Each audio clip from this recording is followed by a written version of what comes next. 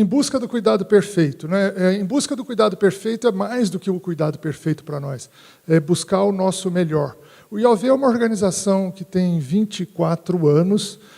Nós somos uma organização bem pequena, na verdade, mas a nossa missão é reduzir o impacto do câncer na vida de todos nós. E a gente faz isso buscando o melhor de cada um de nós. E há mais ou menos uns 12 anos atrás, sei lá, 12 ou 13, quando a gente começou a trabalhar, a pensar em fazer Lean, nós pedimos a ajuda de uma pessoa, né? Na verdade, nós convidamos o Instituto, e na época ela colaborava com o Instituto, para vir no IOV, e aí apareceu lá um senhor muito interessante, e eu estava tentando explicar para ele o que estava acontecendo, e ele olhava para mim com uma cara estranha assim, e me perguntava, Tacti, você sabe o que é trabalho padronizado? O que é POP? Eu falei, caramba, eu não entendi nada, viu, professor Kozaka? Depois eu aprendi um pouquinho nos últimos anos, mas foi a primeira pessoa com quem eu tive uma interação e aprendi um pouco sobre Lean. Hoje eu tenho a honra de estar me assistindo aqui. Obrigado.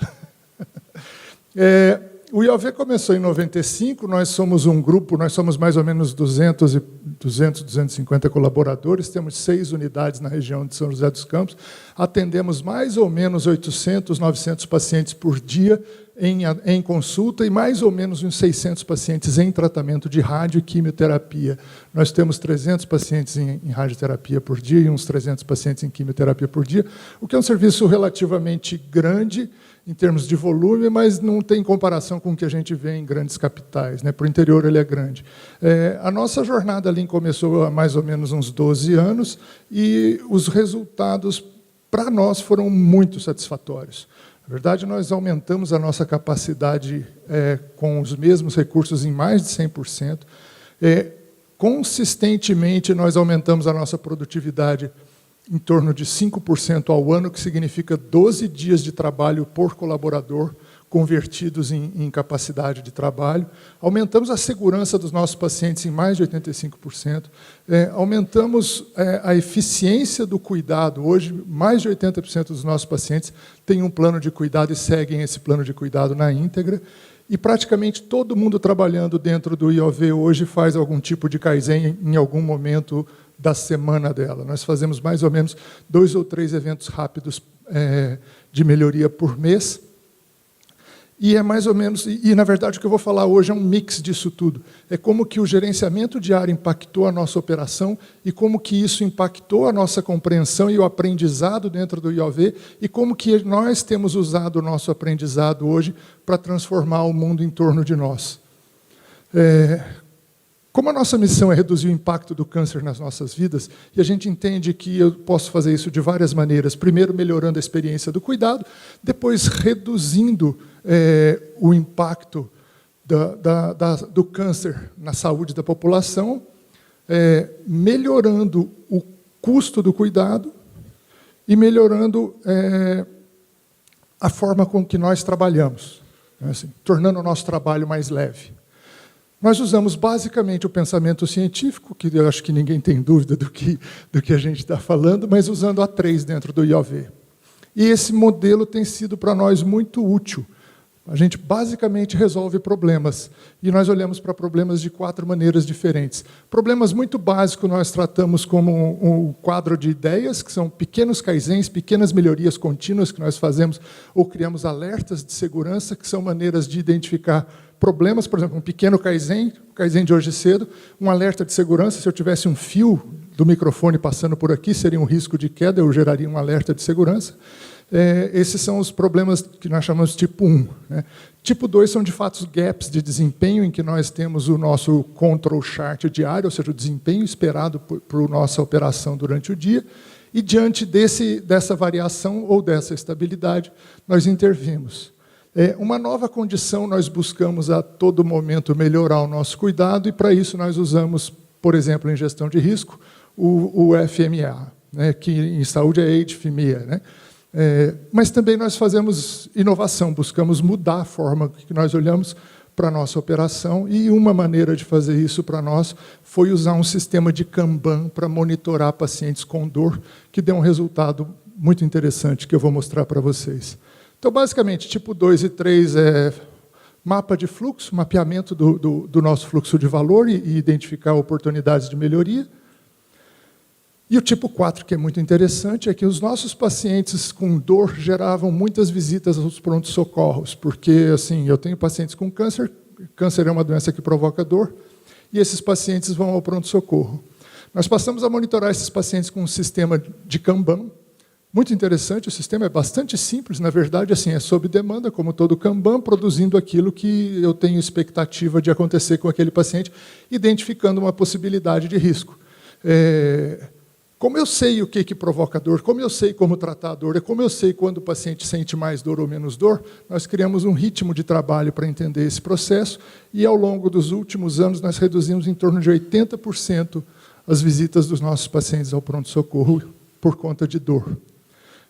Hoje a gente está trabalhando com o Kanban dentro de um app, então o paciente, ao invés de nós olharmos para o Kanban dele, ele olha para o Kanban dele e clica o que está acontecendo e informa para a gente dentro da nossa operação o que está acontecendo, e a gente consegue tomar decisão com o paciente.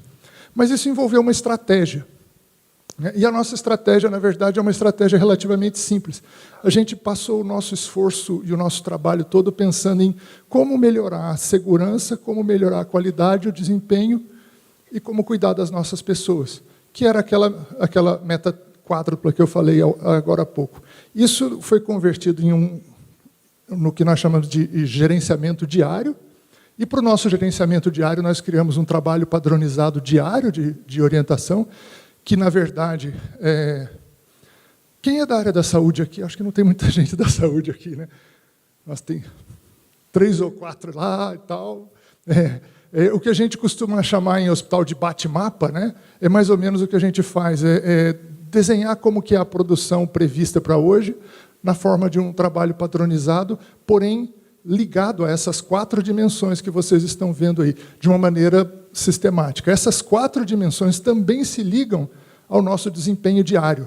Então, eu monitoro isso diariamente, não só o meu plano de trabalho para o dia, mas o desempenho do dia. E como que isso acontece de maneira sistemática, ligada a um plano de trabalho anual, que é o plano mestre, né, o nosso roxim, olhando para a experiência do paciente, para a segurança e para as questões operacionais e de inovação dentro da nossa operação. Mas tem uma palavrinha ali que eu coloquei como coaching, eu não gosto muito dela, né? Agora parece que precisa de licença para usar essa palavra, né? Virou marca registrada, mas é como que nós treinamos as nossas pessoas, como que nós educamos o nosso pessoal. E isso foi crítico para a nossa virada em como melhorar a experiência do cuidado e em como melhorar a saúde da população e reduzir o impacto do câncer na vida das pessoas. Como nós tínhamos, em 2013, nós dobramos de tamanho, nós passamos por um processo de fusão e aquisição, nós simplesmente dobramos de tamanho e precisávamos treinar muitas pessoas. Então, nós criamos um modelo de treinamento de pessoas, usando o gerenciamento diário.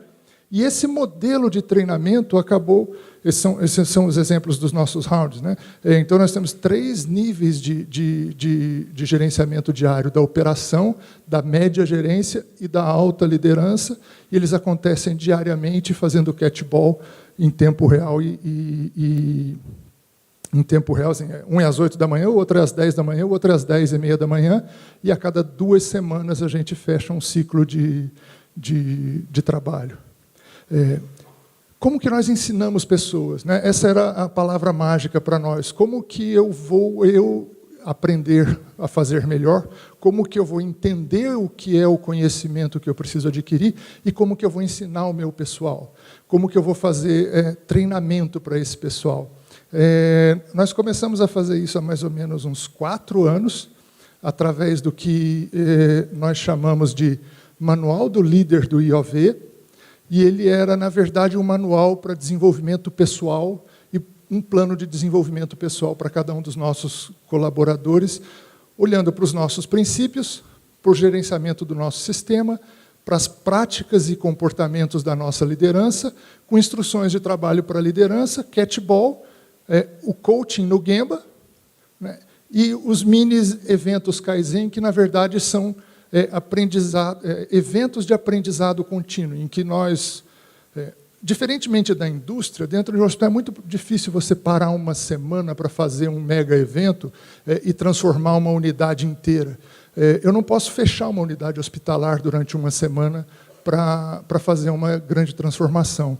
Então, nós criamos o que nós chamamos de pequenos eventos de 4 a 6 horas que iam se repetindo ao longo das semanas, e eles acabavam durando, às vezes, 3, 4 meses, mas eles contribuíram muito para o aprendizado no nosso pessoal, porque deu a eles uma capacidade de reflexão muito grande sobre como os processos aconteciam. Diferentemente de ser uma grande avalanche de informação e de transformação e de conhecimento, as pessoas acabaram ganhando tempo para refletir sobre aquelas mudanças e para olhar um pouco mais profundamente para os dados, e esse tempo foi bastante útil. Quando isso foi a partir disso que nós falamos, nós precisamos de um manual para fazer isso, porque com isso nós vamos poder entender melhor a maneira com que as pessoas aprendem e poder ajudar não só o nosso sistema, mas o sistema em torno de nós. Então, a partir da ideia do manual, nós também começamos a trabalhar com outras organizações, começamos a fazer eventos abertos dentro do IOV, cooperando com organizações de saúde, e depois disso começamos também a trabalhar com a LGN. Né? A LGN é a Lean Global Network, a iniciativa de saúde da Lean Global Network hoje envolve o Brasil, os Estados Unidos, a Espanha, a Austrália e Rússia, agora a China também participa, e nós começamos a fazer eventos parecidos com esse mundo afora. Na verdade, eles já eram feitos lá, a Alice Lee já vinha fazendo esse tipo de evento dentro dos Estados Unidos, e nós começamos a fazer eventos parecidos.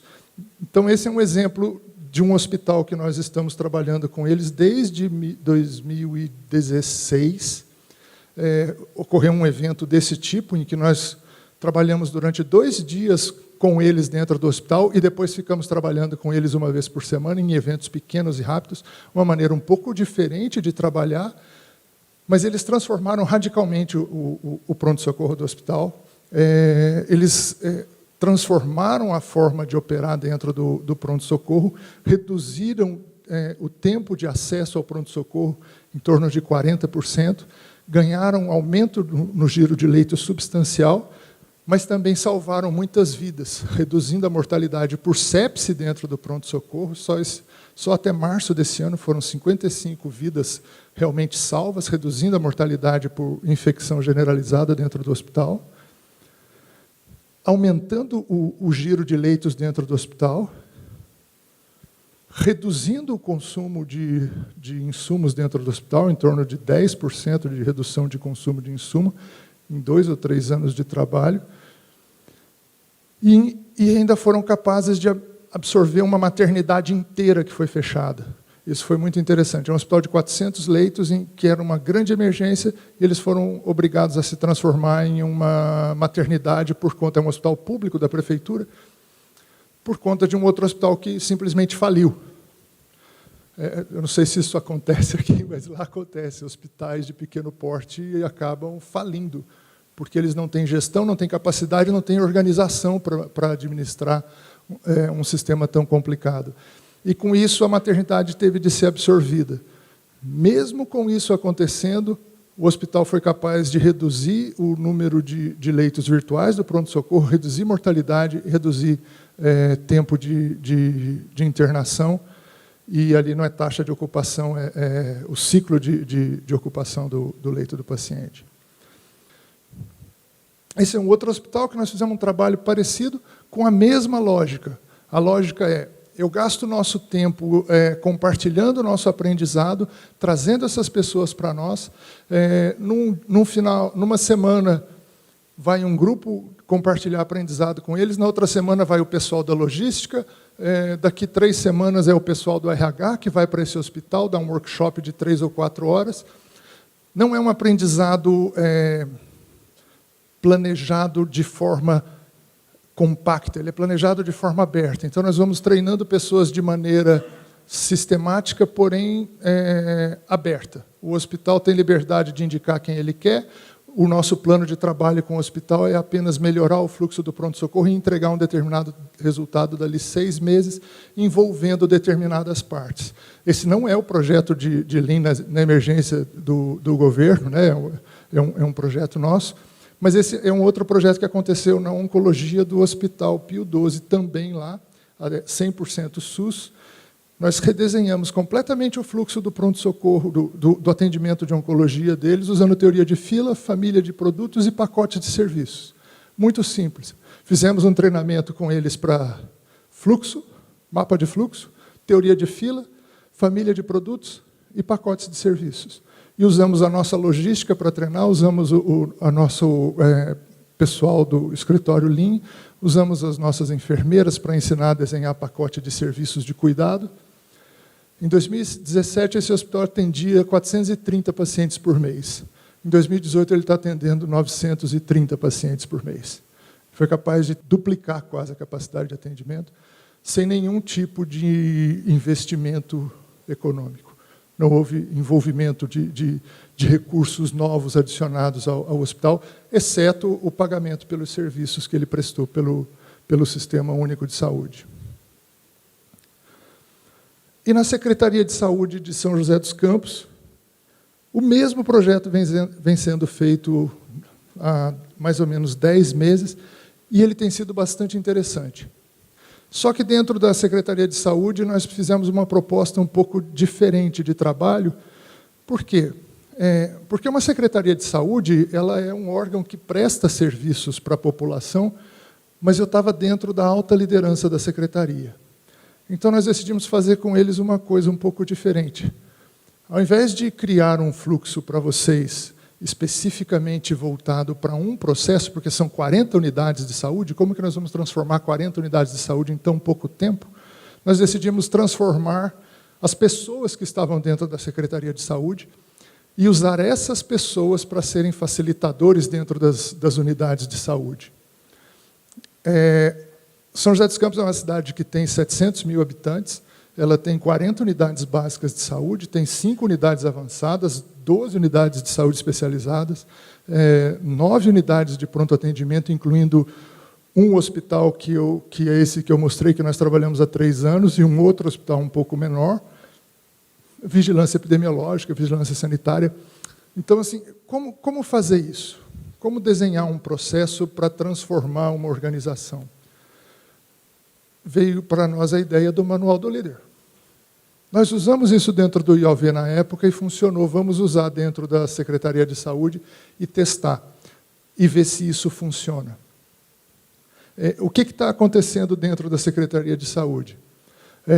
Dentro da logística da Secretaria de Saúde, eles começaram a trabalhar, e nós começamos a fazer Jishuken dentro da logística. Então, um dia por semana nós íamos lá, alguém da nossa logística ia lá, alguém do nosso transporte ia lá, eles vinham ao IOV, eles visitavam a organização, entendiam o nosso processo, e nessa interação, eu não falei, eu acho que nem todo mundo sabe o que quer dizer Jishuken, sabe? Quem sabe, quem já ouviu falar disso, pelo menos. Jishuken quer dizer autoaprendizado, né? Mas parece para mim um pouco mais como aprender fazendo, ou aprender no Gemba, né? Ou aprender em conjunto, ou aprender junto, ou aprender durante o trabalho. E o que nós acabamos fazendo com essas pessoas foi exatamente isso. Nós levamos todo mundo para o trabalho e fomos trabalhando e aprendendo, fazendo. Muito pouco conteúdo, na verdade, quase nenhum conteúdo de PowerPoint, de apresentação, foi dado para eles. Basicamente, era um quadro branco e uma discussão de processo, discutindo mapa de fluxo de valor e gerenciamento diário. Mapa de fluxo de valor e gerenciamento diário.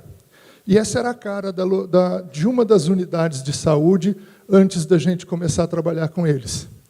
E era bem assustador, né?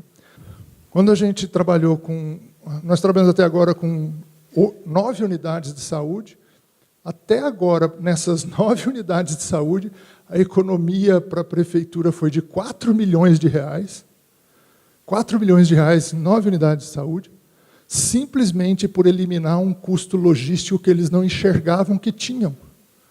Eles tinham um custo de logística brutal.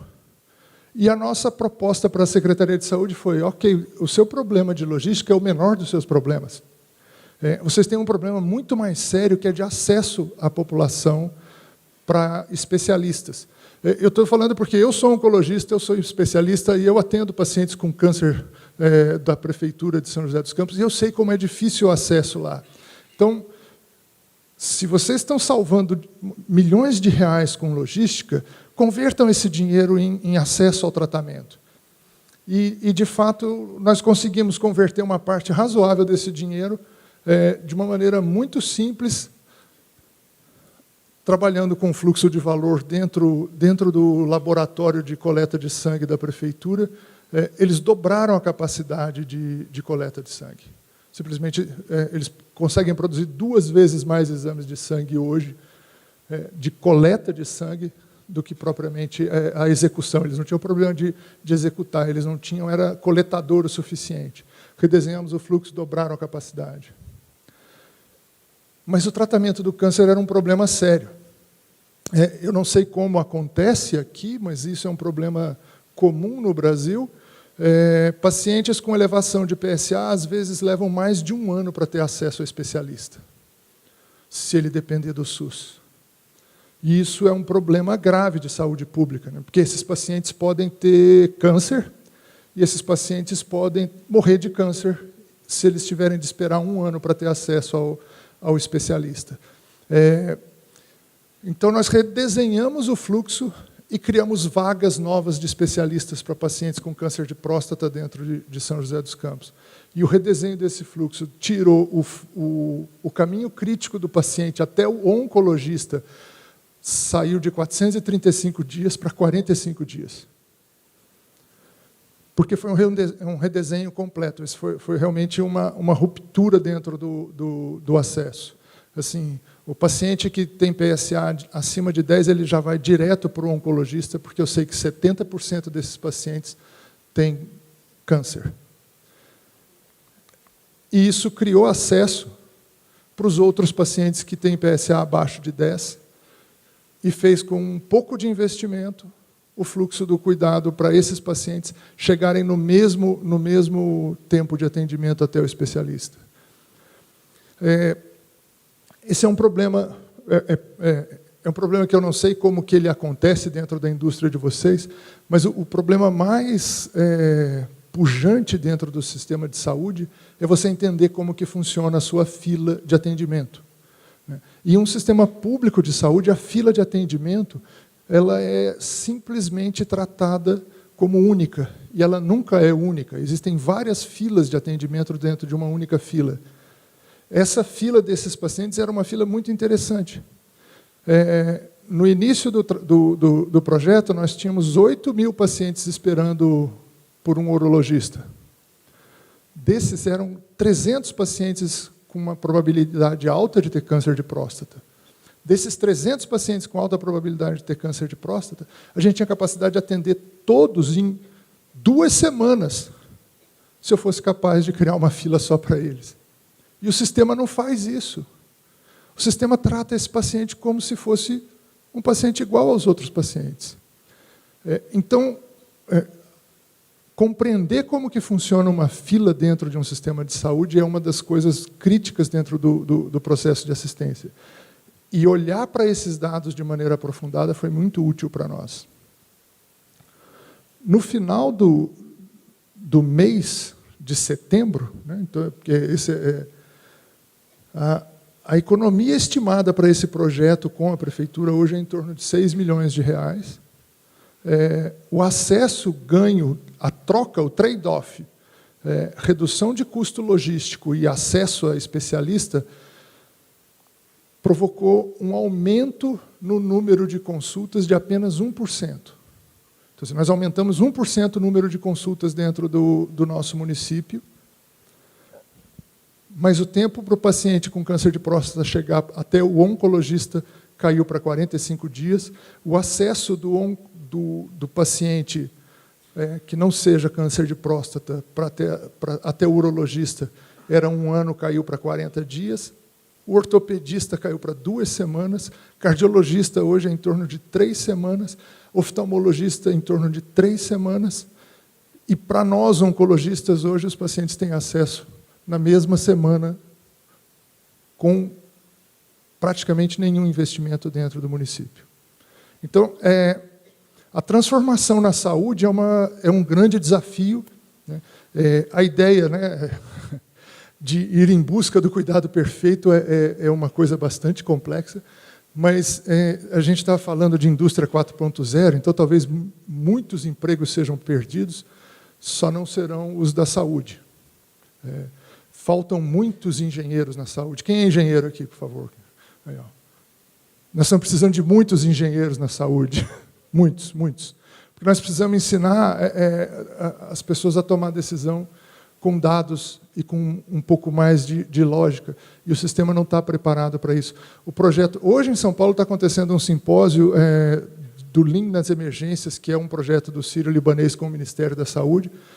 Está acontecendo dentro do Sírio-Libanês, exatamente mostrando os resultados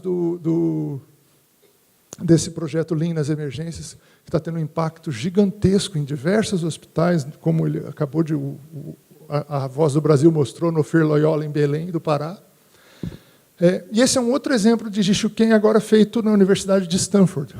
Fomos eu, a Alice Lee, a Denise Bennett e o Oriol, a Alice Lee dos Estados Unidos, a Denise da Austrália e o Oriol da Espanha, discutir como que era a ressonância magnética dentro do hospital para as crianças da Universidade de Stanford. Antes, eram 3 dias para se agendar uma ressonância magnética e 1 a 3 horas de espera por paciente no dia do exame. Então, ok, esse é um problema. Nós vivemos num país pobre, nós podemos ter esse tipo de problema. A Universidade de Stanford talvez não tivesse. Tem. E o pior não é isso. É que a maioria dos nossos hospitais tem 1 magneto. A Universidade de Stanford, só o Children's Hospital tem 5. 5. Nós fizemos lá um evento um pouco diferente do que a gente tem feito no IOV, que se estende por mais tempo. Lá foram 3 dias e meio de evento. Depois, em teste na ressonância magnética para neuro, 0 dia de agendamento e 0 de espera no dia do exame, administrando basicamente a fila e os processos, identificando tempos de ciclo, fazendo mapa de fluxo de valor e todos os tempos de ciclo, que você às vezes não calcula, como o tempo que leva para fazer um setup de um slide, como o tempo que leva para fazer o setup, uma troca de roupa ou puncionar uma veia, e cria uma fila interminável e um atraso brutal dentro de um equipamento de saúde como esse. Foi redesenhado completamente a operação com um novo TACT para ela, e o resultado disso para nós foi um negócio impressionante.